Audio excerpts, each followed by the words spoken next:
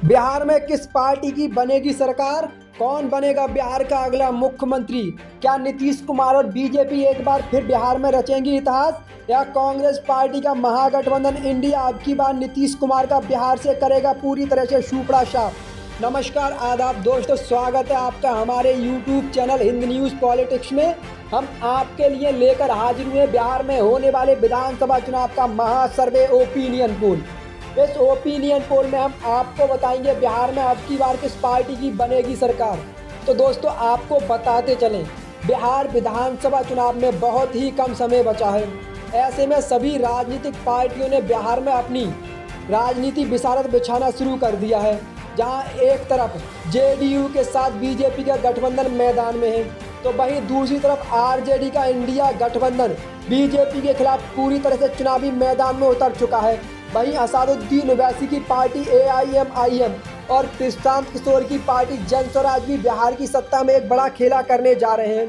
दोनों ही पार्टियों ने बिहार विधानसभा चुनाव में पूरे दमखम के साथ चुनाव की तैयारियां शुरू कर दी हैं। दोस्तों, आपको बताते चलें, जहां एक तरफ असदुद्दीन ओवैसी की पार्टी एआईएमआईएम मुस्लिम बहुल क्षेत्रों में अपने प्रत्याशी उतार रही है, तो वहीं प्रशांत किशोर की पार्टी भी पूरे दम के साथ चुनाव लड़ती नजर आ रही है। तो दोस्तों, बिहार विधानसभा चुनाव में अब की बार परिवर्तन की लहर देखी जा सकती है। लेकिन दोस्तों, आपको बता दें कि बिहार में विधानसभा की 243 सीटों पर मतदान होना है, और किसी भी पार्टी को बिहार विधानसभा चुनाव में अपनी सरकार बनाने के लिए 122 सीटें जीतने की ज़रूरत होती है। जो पार्टी बिहार विधानसभा चुनाव में 122 सीटें जीतती है, वह अपनी सरकार बनाती है। तो दोस्तों, ये था बिहार विधानसभा चुनाव की सीटों का आंकड़ा। लेकिन दोस्तों, हम आपको बताएंगे अब की बार बिहार विधानसभा चुनाव में किस पार्टी की बनने जा रही है सरकार। तो दोस्तों, अगर आपको हमारा वीडियो अच्छा लगे तो वीडियो को जल्द से लाइक करके चैनल को सब्सक्राइब कर लें, और साथ ही साथ हमें कमेंट में ज़रूर बताएं कि आप हमारी वीडियो को किस राज्य और किस ज़िले से देख रहे हैं। दोस्तों, इसी के साथ बात करते हैं वैशाली ज़िले की। वैशाली में विधानसभा की 8 सीटें हैं, जिसमें 3 सीटें एनडीए गठबंधन को मिलती दिखाई दे रही हैं। वहीं 4 सीटें इंडिया गठबंधन के खाते में जा सकती हैं, और 1 सीट जनस्वराज पार्टी को मिलती दिखाई दे रही है। वैशाली जिले में एआईएमआईएम का खाता नहीं खुल रहा है। इसी के साथ बात करते हैं जहानाबाद जिले की। जहानाबाद में विधानसभा की 3 सीटें हैं, जिसमें 1 सीट एनडीए गठबंधन के खाते में जा सकती है। वहीं 2 सीटें आरजेडी गठबंधन को मिलती दिखाई दे रही हैं, और जहानाबाद जिले में एआईएमआईएम और जनस्वराज पार्टी का खाता नहीं खुल रहा है। इसी के साथ बात करते हैं नवादा की। नवादा में विधानसभा की 5 सीटें हैं, जिसमें 2 सीटें एनडीए गठबंधन को मिल सकती हैं। वहीं 2 सीटें इंडिया गठबंधन को मिलती दिखाई दे रही हैं, और 1 सीट एआईएमआईएम के खाते में जा सकती है। यहाँ पर जन स्वराज पार्टी का खाता नहीं खुल रहा है। दोस्तों, इसी के साथ बात करते हैं भागलपुर जिले की। भागलपुर में विधानसभा की 7 सीटें हैं, जिसमें 4 सीटें एनडीए गठबंधन को मिल सकती हैं। वहीं 2 सीटें इंडिया महागठबंधन के खाते में जाती दिखाई दे रही हैं, और 1 सीट जनस्वराज पार्टी के खाते में जा सकती है। भागलपुर जिले में एआईएमआईएम का खाता नहीं खुल रहा है। दोस्तों, इसी के साथ बात करते हैं जमुई जिले की। जमुई में विधानसभा की 4 सीटें हैं, जिसमें 1 सीट एनडीए गठबंधन को मिल सकती है। वहीं 2 सीटें इंडिया महागठबंधन के खाते में जा सकती हैं, और 1 सीट जनस्वराज पार्टी के खाते में जाती दिखाई दे रही है। जमुई जिले में एआईएमआईएम का खाता नहीं खुल रहा है। दोस्तों, इसी के साथ बात करते हैं समस्तीपुर जिले की। समस्तीपुर में विधानसभा की 10 सीटें हैं, जिसमें 4 सीटें एनडीए गठबंधन को मिलती दिखाई दे रही हैं। वहीं 5 सीटें इंडिया महागठबंधन के खाते में जा सकती हैं, और 1 सीट जनस्वराज को मिल सकती है। दोस्तों, इसी के साथ बात करते हैं बांका जिले की। बांका जिले में विधानसभा की 5 सीटें हैं, जिसमें 3 सीटें एनडीए गठबंधन को मिल सकती हैं।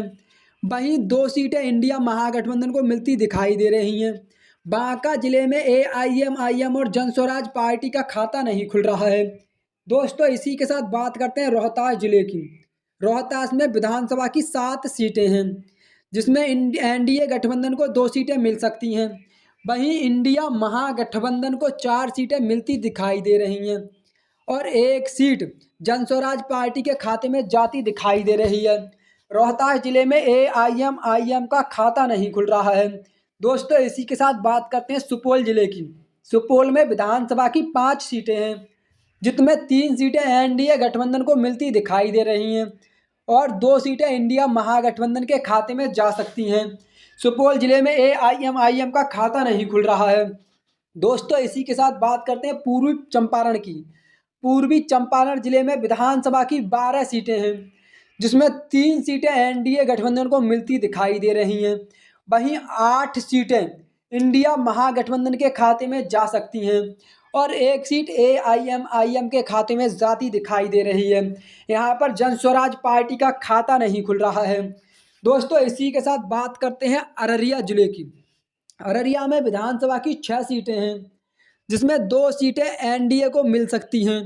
वहीं 4 सीटें इंडिया महागठबंधन को मिलती दिखाई दे रही हैं और अररिया जिले में एआईएम और जनस्वराज पार्टी का खाता नहीं खुल रहा है। इसी के साथ बात करते हैं किशनगंज जिले की। किशनगंज में विधानसभा की 4 सीटें हैं, जिसमें एनडीए गठबंधन को मात्र 1 सीट मिल सकती है। वहीं इंडिया महागठबंधन को 2 सीटें मिलती दिखाई दे रही हैं और 1 सीट एआईएम के खाते में जा सकती है। इसी के साथ बात करते हैं अरवल जिले की। अरवल में विधानसभा की 2 सीटें हैं, जिसमें 1 सीट एनडीए गठबंधन को मिल सकती है। वहीं 1 सीट इंडिया महागठबंधन के खाते में जाती दिखाई दे रही है। यहाँ पर एआईएम और जनस्वराज पार्टी का खाता नहीं खुल रहा है। वहीं बात करते हैं मुंगेर जिले की। मुंगेर में विधानसभा की 3 सीटें हैं, जिसमें 1 सीट एनडीए को मिल सकती है। वहीं 2 सीटें इंडिया महागठबंधन के खाते में जा सकती हैं। यहाँ पर अन्य का खाता नहीं खुल रहा है। इसी के साथ बात करते हैं सारण जिले की। सारण में विधानसभा की 10 सीटें हैं, जिसमें इंडिया महागठबंधन के खाते में 6 सीटें जा सकती हैं और 2 सीटें एनडीए गठबंधन को मिलती दिखाई दे रही हैं। यहाँ पर एआईएम के खाते में भी 2 सीटें जा सकती। दोस्तों इसी के साथ बात करते हैं अगले जिले की, जिसका नाम है शेखपुर। शेखपुर में विधानसभा की 2 सीटें हैं, जिसमें 1 सीट इंडिया गठबंधन को जाती दिखाई दे रही है। वहीं 1 सीट एनडीए गठबंधन को मिल सकती है। इसमें एआईएम और जनस्वराज पार्टी का खाता नहीं खुल रहा है।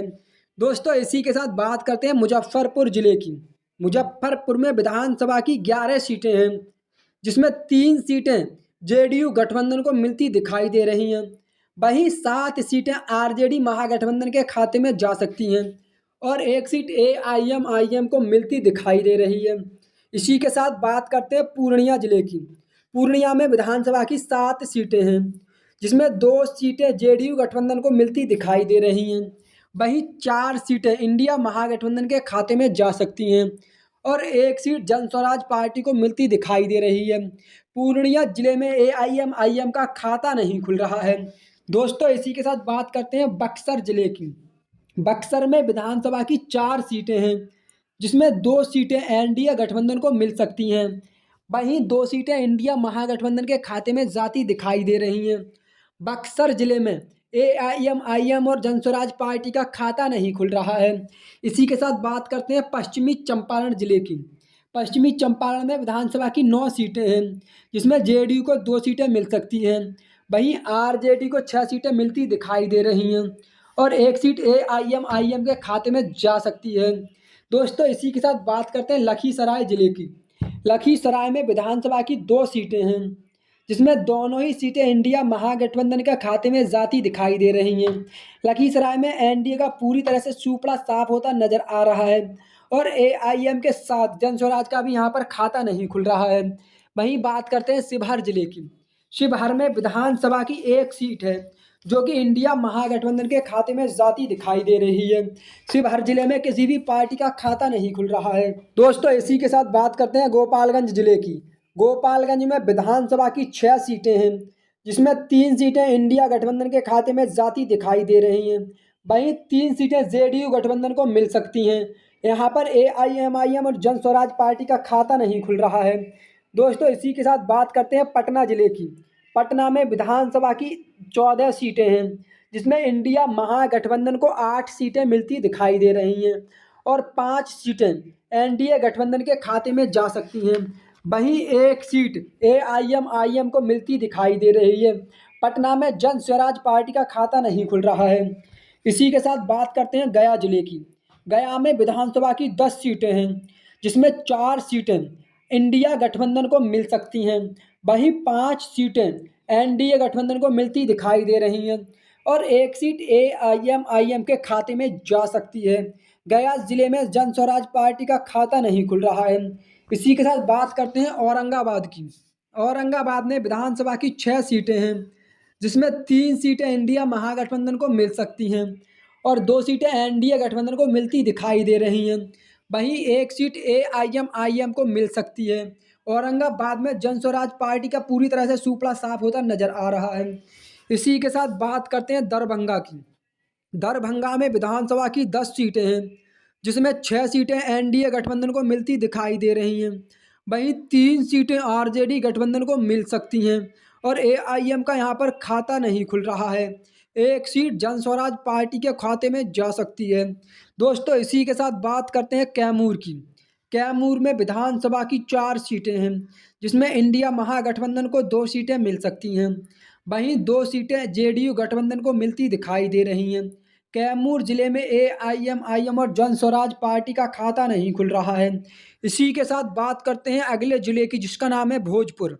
भोजपुर में विधानसभा की 7 सीटें हैं, जिसमें 3 सीटें इंडिया महागठबंधन को मिल सकती हैं। वहीं 3 सीटें एनडीए गठबंधन को मिलती दिखाई दे रही हैं।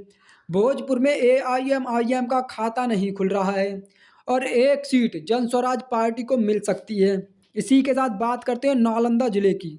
नालंदा में विधानसभा की 4 सीटें हैं, जिसमें 2 सीटें इंडिया गठबंधन को मिल सकती हैं। वहीं 2 सीटें एनडीए को मिलती दिखाई दे रही हैं। नालंदा जिले में एआईएमआईएम और जन स्वराज पार्टी का खाता नहीं खुल रहा है। इसी के साथ बात करते हैं माधोपुर की। माधोपुर में विधानसभा की 4 सीटें हैं, जिसमें एनडीए गठबंधन को 3 सीट मिल सकती हैं।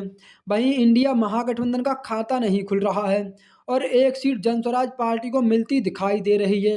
एमआईएमआईएम का भी यहाँ पर खाता नहीं खुल रहा है। इसी के साथ बात करते हैं बेगूसराय की। बेगूसराय में विधानसभा की 7 सीटें हैं, जिसमें 4 सीटें इंडिया महागठबंधन के खाते में जा सकती हैं और 2 सीटें एनडीए गठबंधन को मिल सकती हैं। वहीं एक सीट एआईएमआईएम के खाते में ज़्यादा दिखाई दे रही है। बेगूसराय में जन स्वराज पार्टी का पूरी तरह से सुपड़ा साफ होता नजर आ रहा है। दोस्तों, इसी के साथ बात करते हैं मधुबनी जिले की। मधुबनी में विधानसभा की 10 सीटें हैं, जिसमें 5 सीटें इंडिया महागठबंधन को मिल सकती हैं और 3 सीटें एनडीए को मिलती दिखाई दे रही हैं। वहीं एक सीट एआईएमआईएम को मिल सकती है और एक सीट जन स्वराज पार्टी के खाते में जा सकती है। इसी के साथ बात करते हैं सीतामढ़ी जिले की। सीतामढ़ी में विधानसभा की 8 सीटें हैं, जिसमें 6 सीटें इंडिया गठबंधन को मिल सकती हैं और एनडीए गठबंधन को मात्र 2 सीटें मिलती दिखाई दे रही हैं। सीतामढ़ी जिले में एआईएमआईएम और जन स्वराज पार्टी का खाता नहीं खुल रहा है। तो दोस्तों, ये था बिहार विधानसभा चुनाव का ओपिनियन पोल। इसके जो नतीजे निकलकर सामने आए हैं, वो हम आपको बताने वाले हैं। दोस्तों, आपको बता दी, बिहार विधानसभा चुनाव में अब की बार इंडिया महागठबंधन को हमारे ओपिनियन पोल के अनुसार 125 सीटें मिलती दिखाई दे रही हैं। वहीं एनडीए गठबंधन को 95 सीटें मिल सकती हैं और एआईएमआईएम को यहाँ पर 14 सीटें मिलती दिखाई दे रही हैं और जन स्वराज पार्टी को 9 सीटें मिल सकती हैं। दोस्तों, आपको बताते चलें, एनडीए महागठबंधन को अब की बार बिहार विधानसभा चुनाव में बड़ा झटका लगता दिखाई दे रहा है, क्योंकि मौजूदा समय में बिहार में एनडीए की सरकार है और एनडीए को हमारे ओपिनियन पोल के अनुसार बिहार विधानसभा चुनाव में 95 सीटें मिलती दिखाई दे रही हैं। वहीं इंडिया महागठबंधन यहाँ पर एक बड़ा खेला करता नजर आ रहा है।